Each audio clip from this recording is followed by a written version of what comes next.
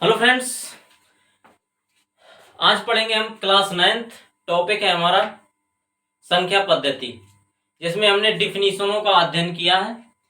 बहुत सारी डिफिनीशन पढ़ी है इसके पहले वाले लेक्चर में। अब ये लास्ट 2 डिफिनीशन बची हैं जो आपके सिलेबस में है, तो इन डिफिनीशन को डिस्कस करते हैं, इसके बाद आगे पढ़ेंगे। सबसे पहली डिफिनीशन है अपनी अपरिमेय संख्या और वास्तविक संख्या। अपरिमेय संख्या क्या होती है?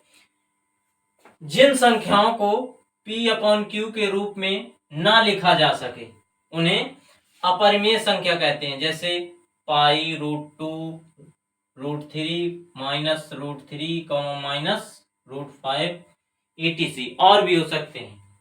ठीक, जैसे कोई कहे अपरिमेय संख्या, तो क्या अपरिमेय संख्या हमारी 1, 2 ये हो सकती है क्या अपरिमेय संख्या? जैसे कहते एक अपरिमेय संख्या है या नहीं, तो आपका उत्तर क्या होगा? 1 और 2 नहीं है। क्यों नहीं है? क्योंकि इनको हम किसके फॉर्म में लिख सकते हैं? P/Q के फॉर्म में लिख सकते हैं, जहां P क्या हो जाएगा हमारा? P बिलोंग कर जाएगा अपना Z से, मतलब किससे? इंटीजर। इंटीजर क्या था? पूर्णांक। ठीक, और Q भी बिलोंग करेगा किससे? इंटीजर Z से। लेकिन हमारा Q को क्या नहीं होना चाहिए? 0 नहीं होना चाहिए। तो इसको P/Q के फॉर्म में लिख सकते हैं? नहीं लिख सकते। क्यों? क्योंकि हमारा जो पाई है वो हमारा क्या हो जाएगा? क्या ये अपना इंटीजर है? नहीं।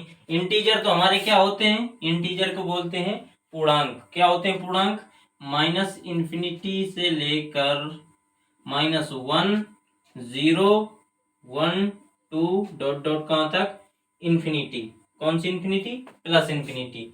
ये हमारा क्या होता है? पूर्णांक होता है, जिसमें से ये हमारी होती हैं धनात्मक पूर्णांक, और ये होता है अपना ऋणात्मक पूर्णांक, और ये हमारा 0। इन सब को मिलाकर एक बनता है पूर्णांक। ठीक, तो जो हमारा पाई, √2, √3, -√3 और -√5, इनको P/Q के फॉर्म में नहीं लिख सकते। क्यों? अब आप कहेंगे सर हम लिख देंगे। देखते हैं उसका। आप लोग कहेंगे कि सर हम तो लिख लेंगे। कैसे? आप जैसे लिखेंगे, जैसे √2, ये आपने कहा, कह दिया कि सर जी हमने तो लिख दिया P/Q के फॉर्म में, इसके नीचे 1 मान सकते हैं, तो P/Q। ये आपकी सोच बता रहा हूं, लेकिन ये नहीं है। क्यों? क्योंकि जो ये √2 है, ये तो हमारा ठीक है कि इससे किससे बिलोंग कर जाएगा? Z से। Z क्या होता है? पूर्णांक। कई किताबें Z भी लिखती हैं, कई किताबें I भी लिखती हैं। ठीक है, तो 1 तो बिलोंग कर जाएगा Z से, लेकिन हमारा √, जो है ये क्या Z से बिलोंग करेगा? मतलब इंटीजर होगा? Does not belong. बिलोंग का मतलब होता है कि ये उसके अंदर हो। जैसे कह दें, एग्जाम्पल में समझें आप, कह दें ये है हमारा पिता। ठीक, तो यहां से जो हमारा परिवार होगा, तो यहां से क्या हो जाएंगे? बच्चे, और बच्चों में लड़के हो गए, लड़कियां हो गई, तो ये सब किससे बिलोंग कर जाएंगे? पिता से। ठीक है, या कह दें कि जैसा एक मोहल्ला है, क्या है? कोई एक गांव का मोहल्ला है। मोहल्ला क्या गांव से बिलोंग करता है? बिल्कुल, गांव के अंदर आता है ये। ठीक, तो ये मतलब होता है बिलोंग करना, मतलब इसी के अंदर से आता है। जैसे कहते हैं हम किस देश से बिलोंग करते हैं, तो हम इंडिया से बिलोंग करते हैं। ना तो हम जापान से बिलोंग करते हैं, ना हम चाइना से बिलोंग करते हैं। यदि कोई कहता है कि आप किस कंट्री से बिलोंग करते हैं, तो हम किस कंट्री से? इंडिया से बिलोंग करते हैं। ठीक, हम इंडिया के अंदर आते हैं। उसी प्रकार हम ये समझा रहे थे कि Z हमारा किससे? √2 के अंदर, √2 हमारा Z मतलब पूर्णांक में नहीं आता, इस वजह से इसको P/Q के फॉर्म में नहीं लिख सकते। ठीक, बाकी इसके पहले वाले वीडियो में आपको डिटेल में समझाया गया है। यदि आपने नहीं देखा तो उसे जाकर देखें कि परिमेय संख्याएं क्या होती हैं। परमेय संख्या में हमने बताया होगा आपको कि P अपॉन Q का एक फॉर्म होता है जहां P और Q दोनों क्या बिलोंग करते हैं, Z से, मतलब इंटीजर हो, मतलब पूर्णांक होंगे, ठीक। और जहां Q नॉट इक्वल टू 0, मतलब 0 नहीं होना चाहिए Q को। ये हमने इसके पहले वाले लेक्चर में डिस्कस किया है। क्लियर? उम्मीद है आपको समझ में आया होगा। इस वजह से इन संख्याओं को क्या करते हैं, अपरिमेय संख्याएं कहते हैं। और भी डिफिनीशन है लेकिन वो आपके सिलेबस में नहीं है, इस वजह से सिर्फ इतना ही बताया जा रहा है, ठीक। और आगे जैसा होगा फिर आगे बताएंगे। क्लियर? अब इसके बाद आती है अपनी वास्तविक संख्या। क्या होती है वास्तविक संख्या? परिमेय तथा अपरिमेय संख्याओं का सम्मिलित रूप। सम्मिलित मतलब होता है इकट्ठा। जैसे सम्मिलित कर दिया जाए, भेड़ भी सम्मिलित कर दिया जाए। जैसे आप गांव से बिलोंग करते हैं तो इसका उदाहरण समझा रहा हूं, यदि आप शहर से बिलोंग करते हैं तो उसका उदाहरण समझाऊंगा। जैसे उसमें सम्मिलित का मतलब ये होता है कि जैसे भेड़, बकरी, गाय, भैंस सबको एक साथ मिला दो तो ये क्या हो गया, सब सम्मिलित हो गए, ठीक। अब आप यदि शहर से बिलोंग करते हैं तो उसको बता रहा हूं। जैसे आप जानते हैं बर्थडे पार्टी हो गई और शादी का कार्यक्रम हो गया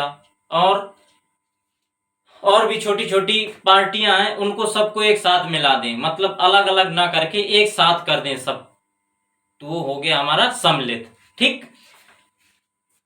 सम्मिलित का मतलब यही था। एक बार और पढ़ते हैं समझने के लिए।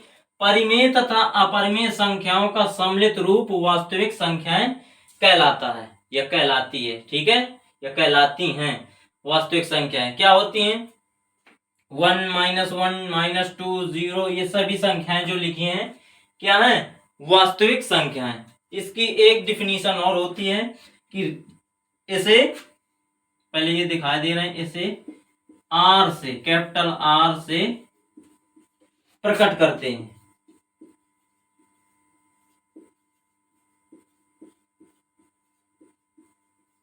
अब यहां प्रकट करने का मतलब ये है कि प्रदर्शित करते हैं। जैसे आपका नाम मोहन है, क्या है, मोहन, तो कोई आपके गांव में या आपके मोहल्ले में मोहिनी कहता होगा या कुछ और कहता होगा, या मोहन पूरा नाम न लेता होगा, जैसे मोहन कुमार हो गया तो सिर्फ मोहन कहता होगा, लेकिन आपका नाम तो मोहन कुमार है, तो इस वजह से इसका नाम हमने क्या कर दिया, रियल नंबर बोलते हैं। इसको क्या बोलते हैं, रियल नंबर्स, वास्तविक संख्याएं रियल नंबर्स बोलते हैं। तो इसमें सीधे आर से डिनोट कर दिया, किससे डिनोट कर दिया, आर से, इस वजह से इसको आर से प्रकट करते हैं या डिनोट करते हैं। क्लियर? अब सम्मिलित रूप समझा रहे हैं आपको। रियल नंबर्स, सम्मिलित रूप समझा दिया। इसके बाद हम आपको क्या समझाएं, इसकी और एक अदर डेफिनेशन है। क्या होता है, real number is equal to होता है हमारा rational number union irrational number, इनका यूनियन। यूनियन का मतलब क्या होता है कि जो कॉमन हो और वो भी हो और जो ना हो वो भी हो, ठीक। तो हमारा रेशनल नंबर को हमने क्या पढ़ा था, इसको क्या पढ़ते हैं, परिमेय संख्या, परिमेय संख्या, और ये अपरिमेय संख्या।